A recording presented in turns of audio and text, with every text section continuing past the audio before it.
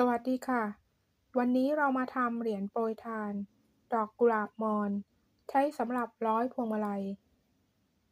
โดยเราจะใช้ทำเป็นอุบะหรือใครจะทำเป็นเหรียญโปรยทานก็ได้ หรือจะทำเป็นแบบตัวเปล่าก็ได้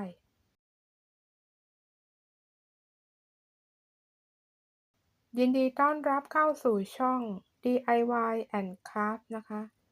ฝากเพื่อนๆกดไลค์ กดแชร์ กดติดตาม กดกระดิ่ง เพื่อจะได้ไม่พลาดในคลิปต่อไป อุปกรณ์มีดังนี้ ริบบิ้นตาระฆังเบอร์ 2 สีแดง 4 เส้น ยาว 20 เซนติเมตร สีโอรส 4 เส้น ยาว 32 เซนติเมตร สีแดง 4 เส้น ยาว 40 เซนติเมตร กลีบเลี้ยง 6 แฉก ปืนกาวและกาวแท่ง เทปใส เหรียญ แหนบ และกรรไกร วิธีทำ เราจะมาเริ่มทำฐานก่อน โดยนำริบบิ้นสีแดงที่มีความยาว 20 เซนติเมตร นำมาพับครึ่ง ทำฐาน 4 โดยจับริบบิ้นเส้นที่ 1 เส้นที่ 2 คล้องเส้นที่ 1 เส้นที่ 3 คล้องเส้นที่ 2 เส้นที่ 4 สอดเข้าไปในเส้นที่ 1 แล้วคล้องเส้นที่ 3 แล้วดึงให้กระชับ ถ้าใครจะใส่เหรียญในขั้นตอนนี้ก็นำเหรียญมาวางได้เลย หรือถ้าใครจะทำเป็นตัวเปล่าก็ยังไม่ต้องใส่เหรียญ หรือใครจะทำเป็นอุบะสำหรับนำไปร้อยเป็นพวงมาลัยก็ยังไม่ต้องใส่เหรียญ จับริบบิ้นพับลงมาทั้ง 4 เส้น เส้นสุดท้ายสอดล็อกริบบิ้น แล้วพลิกกลับด้าน จับริบบิ้นเส้นทางขวา สอดลงมาทั้ง 4 เส้น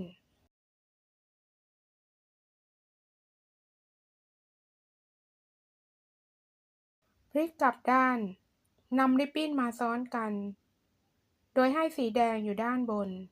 สีโอรสอยู่ด้านล่าง แล้วสอดเข้าไปประมาณ 3 เซนติเมตร แล้วพับไว้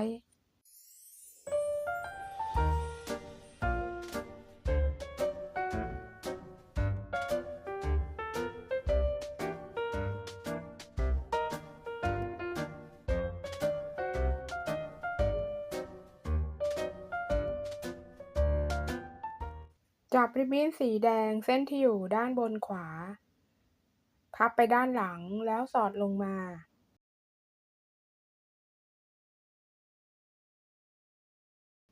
แล้วจับริบบิ้นสีโอรสพับไปด้านหลัง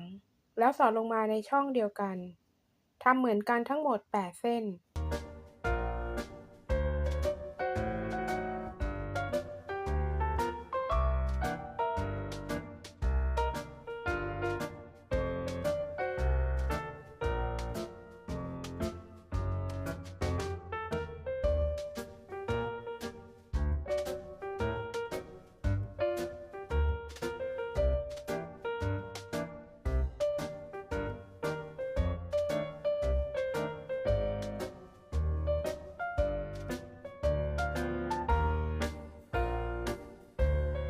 ตัดริบบิ้นส่วนเกินออก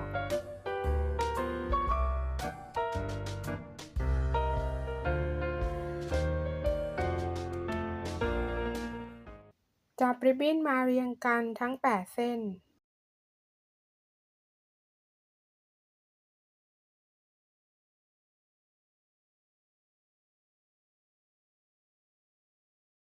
แล้วหมุนให้ได้1 รอบครึ่ง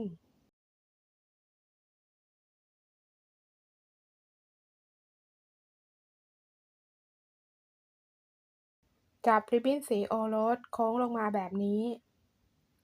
แล้วสอดเข้าไปด้านในตรงกลาง ริบบิ้นก็จะออกมาด้านล่างแบบนี้ ปล่อยริบบิ้นสีแดงออกไป จับสีโอรสโค้งลงมาเหมือนเดิม สอดเข้าไปด้านใน แล้วดึงให้กระชับ ทำสลับกันไปแบบนี้ให้ครบทั้งหมด 8 เส้น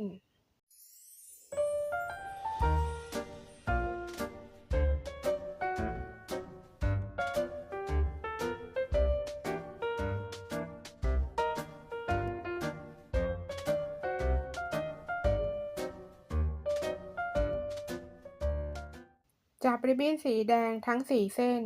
หมุนให้ได้1รอบครึ่ง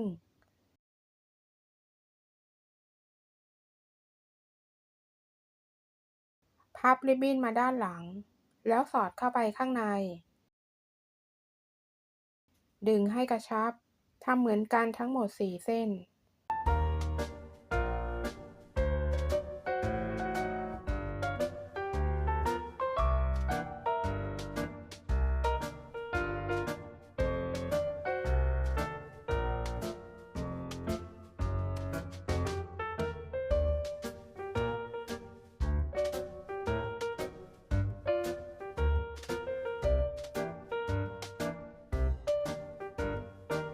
จัดกลีบดอกให้เท่ากัน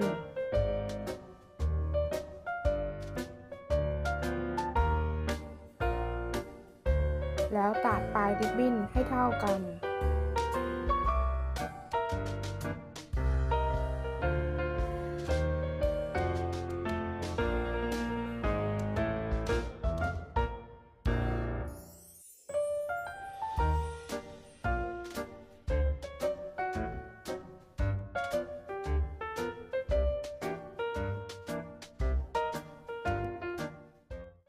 จับริบบิ้นทั้ง2เส้นพับมาด้านหน้าแล้วพับไปด้านหลังข้าม1ช่องสอดลงใต้เส้นสีแดง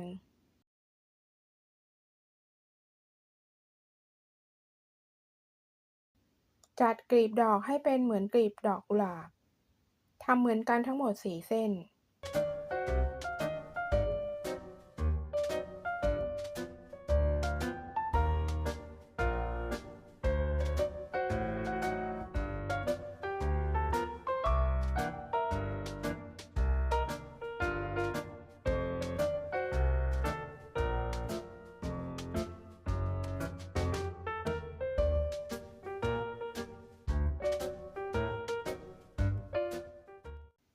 สำหรับเส้นที่4ให้สอดลงด้านหน้าของเส้นที่1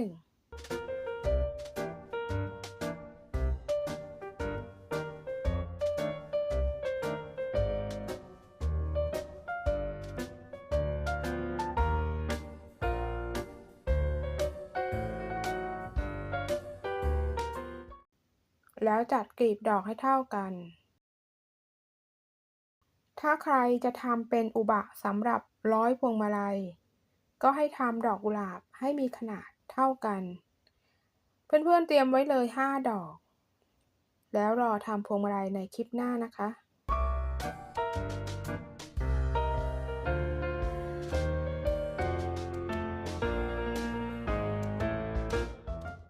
พลิกกลับด้านสอดเก็บริบบิ้นสีแดงเส้นที่อยู่ทางขวาทั้ง4เส้น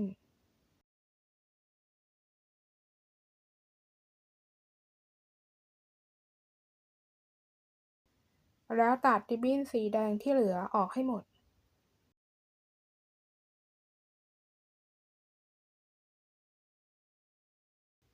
ตอนนี้เราก็จะเหลือริบบิ้นสีโอรสอยู่4เส้นก็คือการทำเป็นแบบตัวเปล่าเราก็จะเหลือริบบิ้นไว้แบบนี้สำหรับวิธีการใส่เหรียญทีหลังเราก็จะนำเหรียญมาวางพับริบบิ้นทั้ง4เส้นเส้นสุดท้ายสอดล็อกริบบิ้นแล้วดึงให้กระชับนำเทปใสมาติดแล้วตัดริบบิ้นส่วนเกินออก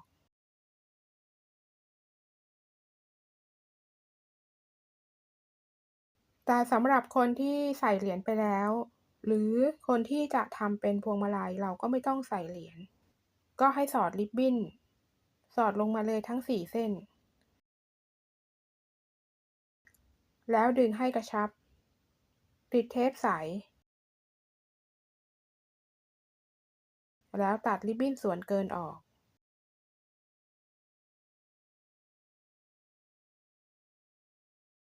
แล้วนำกลีบเลี้ยง6แฉกนำมาติดกาว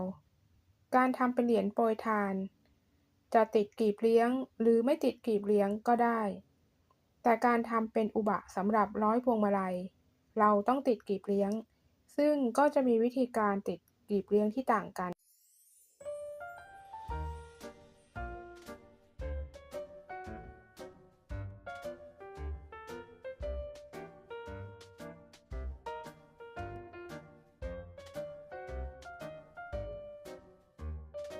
เหรียญโปรยทานเราจะติดกลีบเลี้ยงที่ตรงกลางด้านล่าง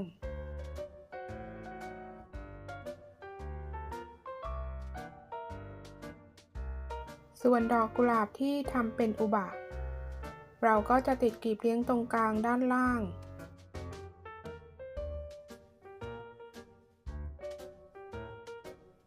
และติดกาวมาถึงครึ่งใบ เพื่อให้ดูเป็นธรรมชาติ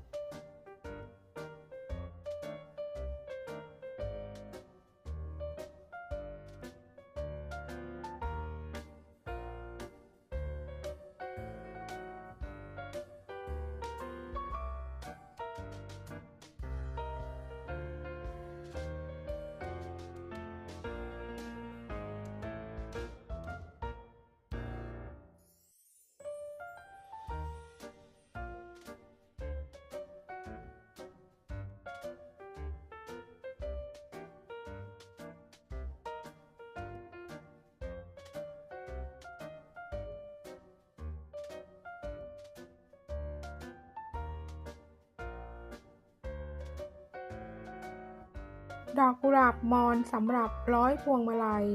ออกแบบมาเพื่อให้มีดอกขนาดกลางไม่เล็กไม่ใหญ่ไม่ต้องแบ่งริบบิ้นเพื่อให้เหมาะกับการทำเป็นอุบะสำหรับร้อยพวงมาลัยถ้าใครที่ชอบร้อยพวงมาลัยก็อย่าลืมกดติดตามกดกระดิ่งแล้วรอพบกันในคลิปหน้าพวงมาลัยดอกกุหลาบสีแดงขอบคุณทุกท่านที่เข้ามารับชม